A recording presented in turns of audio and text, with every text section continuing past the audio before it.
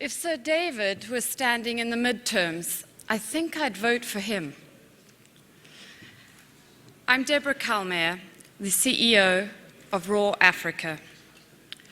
At Raw Africa, we design and deliver life-changing experiences of Africa, sharing it the way that I know it and love it.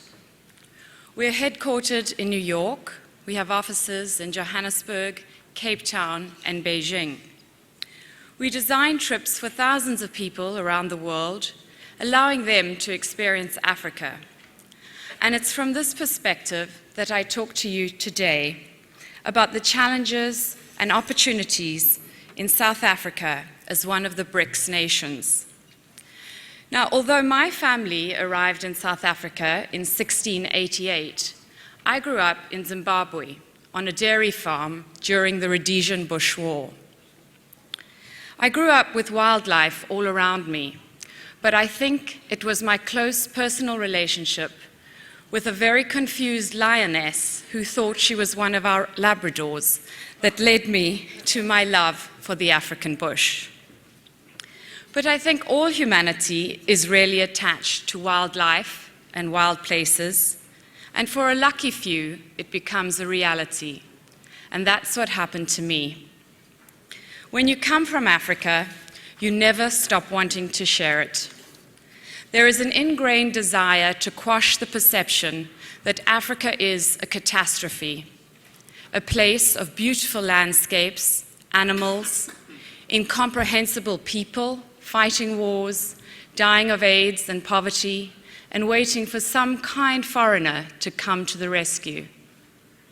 And yes, it's true, Africa is a harsh place with many challenges, but I also know it to be a place of ingenuity, growth, warmth, happiness, and incredible beauty.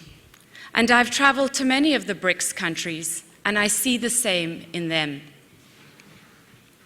So first of all, let me frame what I really want to talk to you about today, about people, unique assets, and a sustainable future. Others more qualified than me will give you a clearer picture by the numbers. In this way, rather than give you a technical drawing, I'm going to try and present a mosaic of the modern South Africa I love.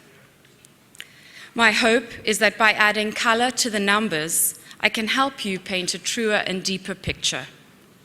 Now, I'm not an economist, I'm an optimist. Let me draw your attention to these three big fat numbers. The first big fat number, $7 trillion, was the contribution made by travel and tourism to the world's global economy, growing the global economy by 9.5%. Tourism grew faster than any of the other big sectors of the world economy, such as financial and business services, manufacturing, and transport. The second big fat number is 266 million. That's the number of people employed in travel and tourism in 2013. Or another way of looking at it is 1 in every 11 jobs. And 8% is the contribution travel and tourism made to the BRICS countries in 2013. This chart shows the contribution that travel and tourism made to the individual BRICS countries' GDPs. Between 2010 and 2030, arrivals in emerging destinations like BRICS will double the pace of advanced economies. So what these numbers tell me is that travel and tourism matter to the global economy, and that tourism is going to play a huge role in the future of BRICS. As you heard already from Senator Dodd, 40% of the global's population are made up by BRICS countries. We have 25% of the world's land mass. We all share a rich global cultural diversity, geographic wonders, unique fauna and flora, and most of all, a growing middle class that can spearhead tourism through their increased incomes. This map of Africa shows you the relative size of Africa to the many countries around the world, with China, India, and the United States fitting inside the continent. But Africa, despite its size and opportunity, only gets 5% of the world's tourism. Surprisingly, Africa has 45% of the top 20 hotels on the travel and leisure list. All of these hotels and lodges are in wildlife areas, except for one in Cape Town. And the GM of that hotel will state that the health of his hotel depends purely on the health of the wildlife. South Africa is considered to be the most untapped tourism resource among BRICS countries. It has witnessed sharp increases from fellow BRICS visitors, with China leading the way and Brazil and India following. People come to South Africa for safari because we are the best in the world at delivering luxury safaris with high-profile animals, natural resources, and human capacity. We are leading the way with our peace parks and transfrontier parks. This is the first in the world to lead this kind of restoration effort. Yes, we are facing challenges in conservation, but quite often we pay too much attention to the things we do wrong. And as Africans, we should be paying attention and recognizing what we do right and build on as the best in the world at delivering wilderness experiences. These will only become more valuable as the world gets more populated. This is what we should build on and change our international brand. Places like Cape Town really help redefine our international brand. It's an unexpected, sophisticated surprise. In Africa, aesthetics are a luxury. And like other BRICS countries, we share in the dramatic landscapes with unique floral kingdoms. This 3,000-foot mountain is our Central Park, and is one of the 7 wonders of the natural world. Table Mountain has more plants on it than the entire of Europe. Not far away are the winelands. Now, when my family settled in this area in the 1600s, this area was known as Olifantshoek, which means Elephant's Corner. And in fact, you would have been able to see the Big Five at that time. The last elephants were seen leaving this area in 1850. Luckily, what's left behind is a valley that is heart-stoppingly beautiful. But what we are starting to talk about is the battle for Africa. And this will be fought on 3 fronts: elephants, rhinos, and lions. Without those, everything folds, including tourism. There is an 80 billion a year ecotourism model into Africa, but it is based on these 3 species. When they fail, the revenues will dry up and the communities will fail. Whole economies in Africa will fail. It comes down to those 3. Elephants are being killed at 5 an hour.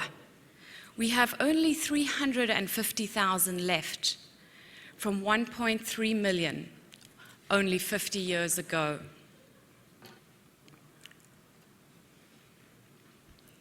Rhinos are being killed at a rate of 1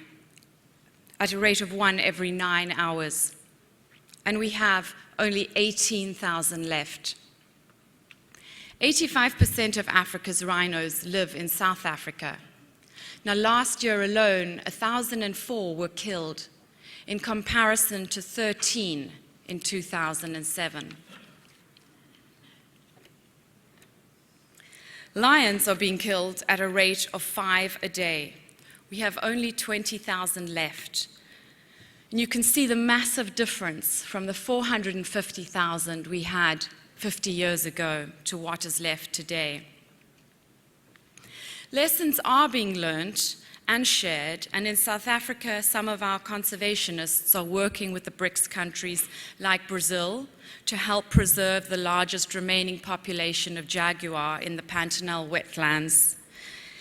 We are teaching how communities can habituate these cats so that tourists can view them. The visibility means ecotourism and will protect the cats and sustain the community. This will finance anti-poaching and necessary research. In India, a South African company is pioneering similar work with the tigers. There is so much to be gained from this sharing expertise between our BRICS nations.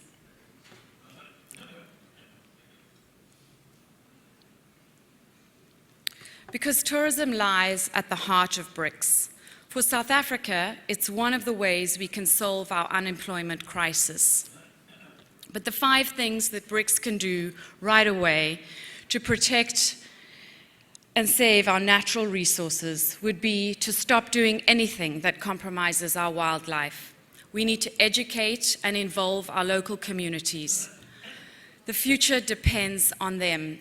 They will either own our wildlife in their cooking pots, or they will own it in their reserves. South Africa is determined to promote its destination to the BRICS countries. India, China, and Brazil all have direct flights. But maybe the question David Attenborough asks is the most pertinent. Are we prepared for our grandchildren to only be able to see elephants in picture books? Really, though, it may not only be about economics and tourism, but about respect and how we view ourselves, either as part of the planet and its life, or apart from it. As we destroy our species and that basically feed us, we destroy ourselves, but we also destroy our dignity. It is not only through people that we get to express the best side of our humanity, but through all the creatures we share this world with. Being in the wilderness is a living dream. The smells, the sights, the silence somehow give us insight into ourselves. And you probably wonder, how can I be an optimist in the face of all this destruction? Well, I can't afford not to be. It's that important. Being an optimist doesn't mean you don't need to do anything. Look at what China has achieved with the shark fin and with the recent crushing of all the ivory. I believe that conservation is not far from all that we do and needs to be conducted with respect, celebration, and empathy. So in common with BRICS of the world, travel and tourism matter an awful lot to the current and future economy of South Africa. What we need from the world are less barriers to travel and investment. What we need from our government and lawmakers is consistent, effective regulation and an attractive investment environment.